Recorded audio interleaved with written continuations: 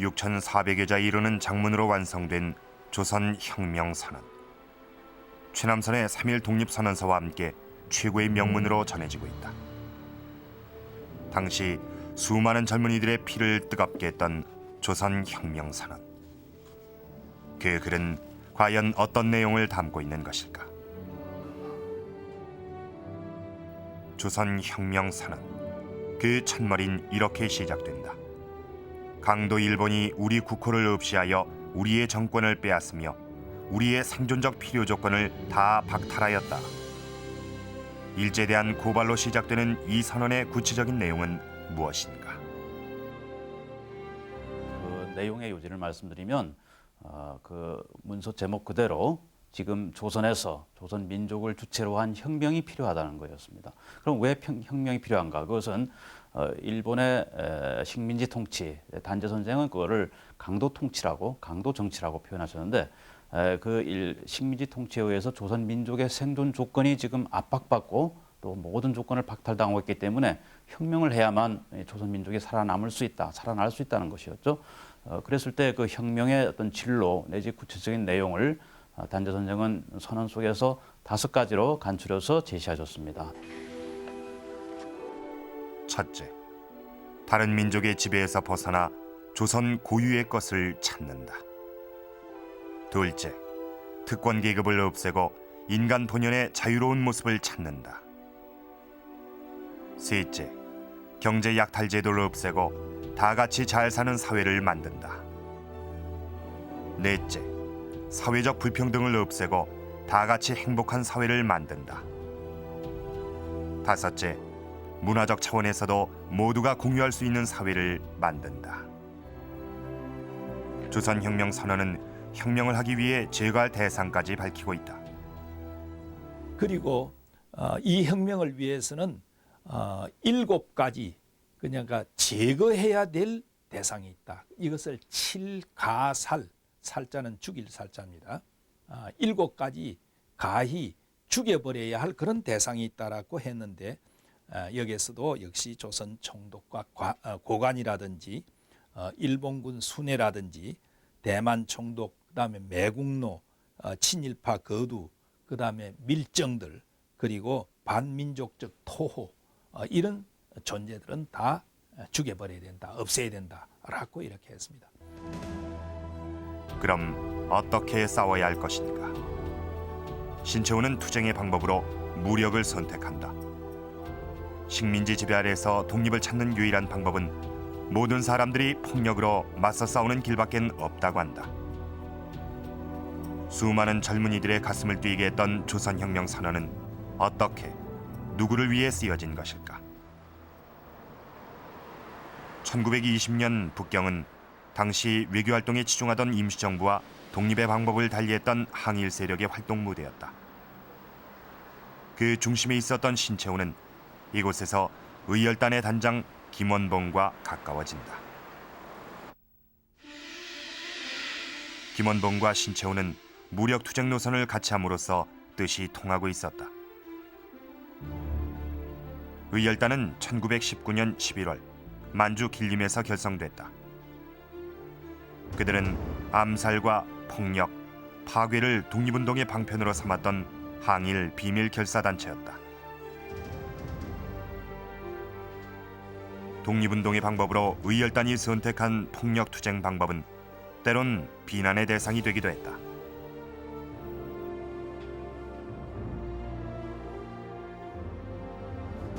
그동안 의열단이 취해온 독립운동 노선에 대해서 그것이 단순한 테러리즘이다 내지는 과격주의다 또는 공포주의다 하는 식의 비판이 상당 정도 가해져 왔었습니다. 그건 임시정부 내부에서도 아주 유력 인사들까지도 그런 비판을 가했는데 특히 1922년 3월에 상하이에서 의열단이 시도했던 황포탄 의거라고 하는 일본 육군대장 다나카 기이치를 저격한 의거에서 그게 아쉽게도 실패하면서 불행히도 미국인, 영국인, 중국인 사상자가 생겨버리는 사건이 있었습니다. 그 직후에 이제 여러 군데서 비판이 들어오고 해서 의열단이 어떤 면에서 좀 궁지에 몰려 있었죠. 그래서 그런 상황에서 의열단이 자기 노선의 정당화를 기하면서 이념적인 재무장을 하기 위해서 어떤 그런 그 뒷받침을 해줄 수 있는 선언이 하나 필요하다고 생각했었던 것 같습니다. 그래서 의열단 단장 김원봉이 단재 신채호 선생한테 와서 우리 의열단이 이런 활동을 하는 단체입니다. 그래서 이런 우리 활동에 어떤 정당성, 이념적 지표가 될 만한 그런 문건을 작성해 주십시오라고 요청하게 되지요. 그래서 그 요청을 받고 단재 신채호 선생은 의열단이 폭탄을 만드는 폭탄 재료소를 직접 방문합니다. 그때 이제 의열단에서는 단재 신채호 앞에서 실제로 폭탄을 터뜨려 보이지요. 그걸 보고 이제 단재 신채호 선생이 그 감흥을 해서 저희 분격을 해서 조선 혁명선언을 집필하게 됩니다. 1923년 1월 신채호는 한 달간의 심혈을 기울인 끝에 조선혁명선언을 완성한다. 조선혁명선언은 의열단의 의식을 한껏 고양시켰다. 1923년 조선혁명선언이 발표된 바로 그때 김상옥의 종로경찰서 폭탄 투척 사건을 비롯하여 1924년 김지섭의 동경 이중교 폭탄 투척 사건 등 의열단의 활동은 한층 치열하게 전개됐고 일본을 공포에 떨게 한다.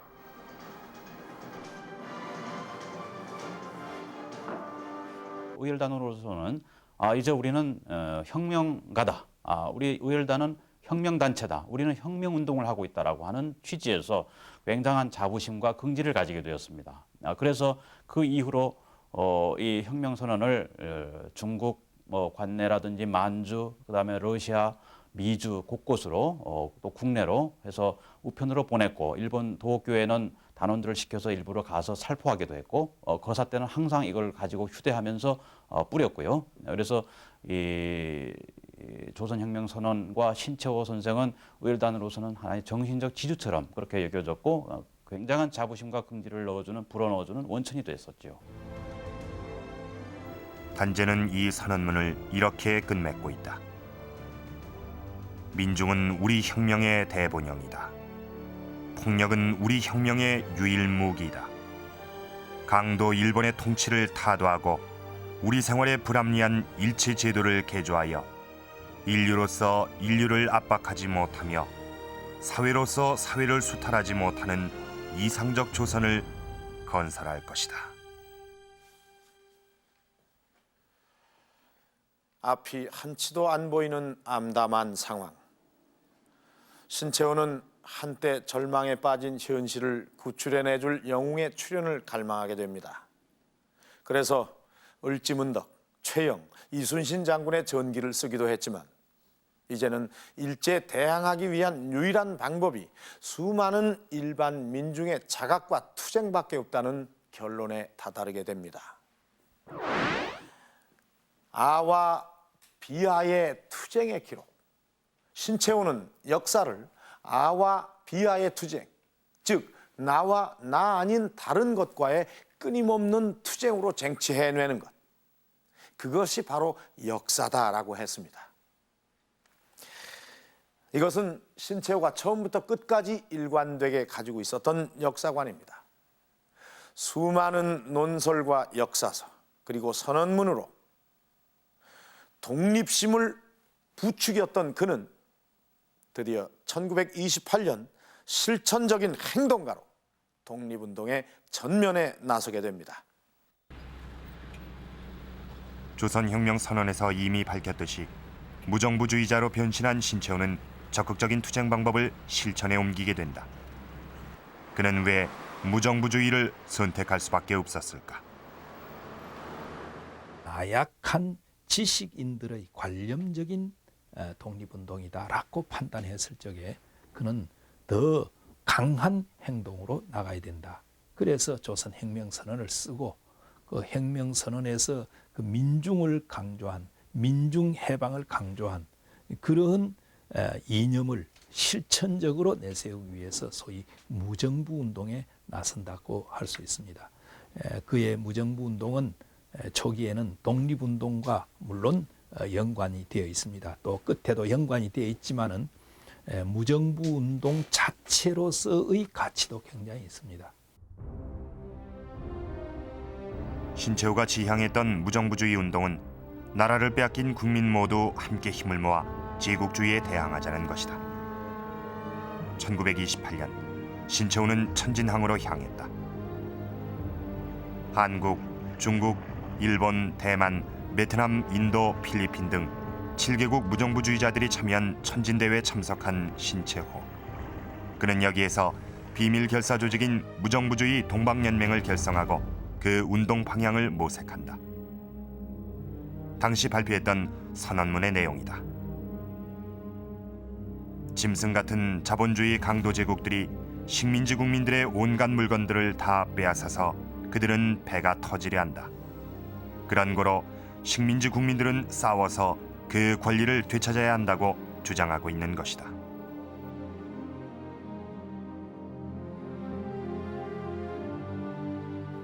천진 대회에서는 이제 보면은 북경 교회에다가 폭탄 공장을 만들어 가지고 이제 테러 활동을 하자는 얘기입니다.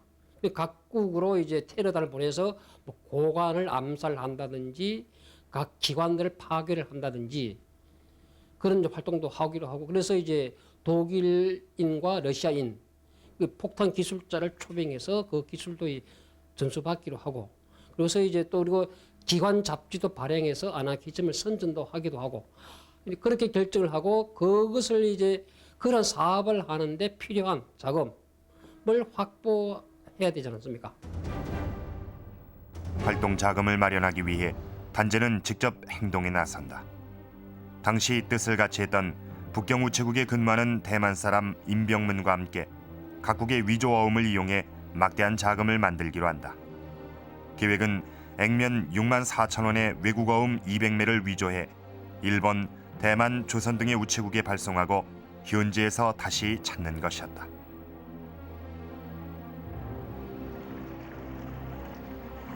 신채호는 당시 유맹원이란 가명을 쓰며 중국인으로 변장했다. 1928년 5월 8일 신채호는 돈을 찾기 위해 일본 고베를 거쳐 대만행 배에 올랐다.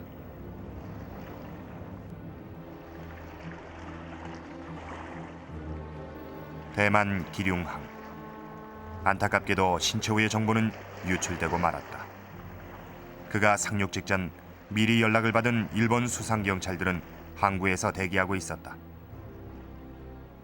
그는 기륭항에 도착하자마자 곧바로 체포됐고 중국 대련으로 이송됐다.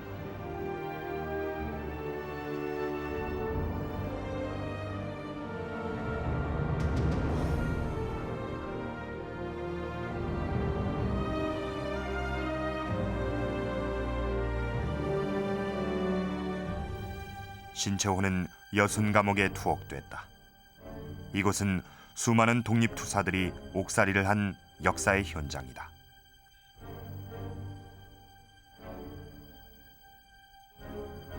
(1930년 5월) 신채호는 유가증권 위조, 동행사 및 사기죄와 치안유지법 위반의 죄목으로 10년형을 선고받는다.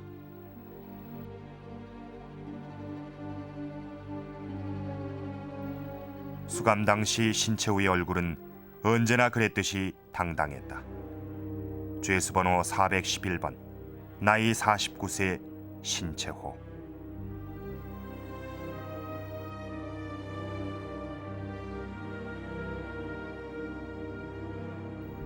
수감 생활 중 병을 얻었던 신채호에게 일제는 병보석을 제안한다. 그러나 그는 이에 응하지 않았다. 일본 사람들 생각에는 그 감옥에서 돌아가시고 이러면은 세계 여론이 안 좋고 이러니까 그 당신을 보호할 사람만 있으면 저 병보석으로 내보내주겠다. 그런데 실제로 또 보호할 사람도 나왔어요. 나왔는데 우리 아버님이 내가 그 민족을 반역을 하고 그런 사람의 저 부호에 내 목숨을 갖다가 아주 구걸하고 싶은 생각이 없다.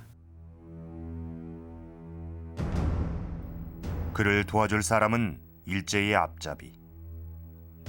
대의와 지조를 무엇보다 중요하게 여겼던 단제는 죽음을 앞에 두고도 그의 뜻을 굽히지 않았던 것이다. 단제가 수감된 뒤 그가 전에 썼던 글들은 동아일보와 조선일보를 통해 국내에서 연재되기 시작했다.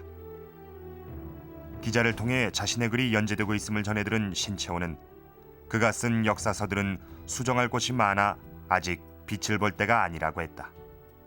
추록 후 손을 봐서 발표할 의사를 밝혔던 것이다. 미완성의 역사서. 그것이 지금의 조선 상고사와 조선 상고문화사다. 역사만이 희망이었던 신채호. 그는 수감 생활 동안 노역에 동원되면서도 틈틈이 한 10분씩 쉬는 시간도 아끼며 책을 읽었다.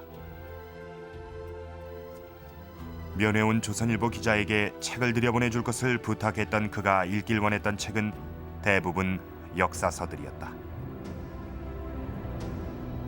신채호는 책을 읽으며 무슨 생각을 했을까? 벽초 홍명희에게 보낸 편지에서 그는 대가야국 천국고, 정인원공 약전 두 가지 역사책의 구상을 이미 끝냈다고 적고 있다. 죽는 그 순간까지 역사에 몰두했던 신채호. 역사는 그에게 신앙과도 같은 것이었다.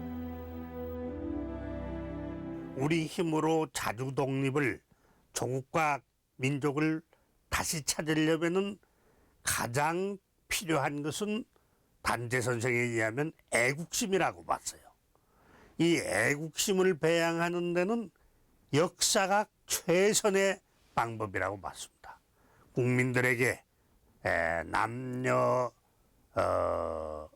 노소를 가리지 않고 빈부 귀천을 가리지 않고 역사를 가르쳐 놓으면, 그것도 조국의 그 정신이 있는, 얼이 스며들어 있는 역사를 가르쳐 놓으면은 그 사람들이, 또 특히 청소년들이 역사를 배우고 자라서 애국심이 배양되어 가지고 반드시 미래에는 이 역사의 힘으로, 그래서 또 통하면 애국심의 힘으로 온갖 방법을 다 동원해서 궁극적으로는 일본 제국주의를 한반도에서 몰아내고 독립을 쟁취할 것이라고 봤습니다. 추록을 1년 8개월 앞둔 1936년 2월 18일, 단제는 뇌일혈로 쓰러지고 말았다.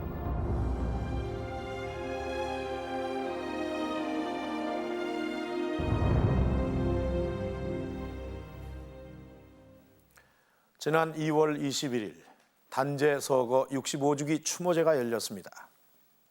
완전 독립, 절대 독립만을 원했던 단제 신채호.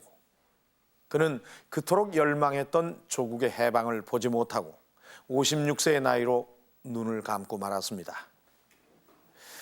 단제 신채호에게 역사는 잃어버린 나라를 되찾기 위한 유일한 희망이었습니다.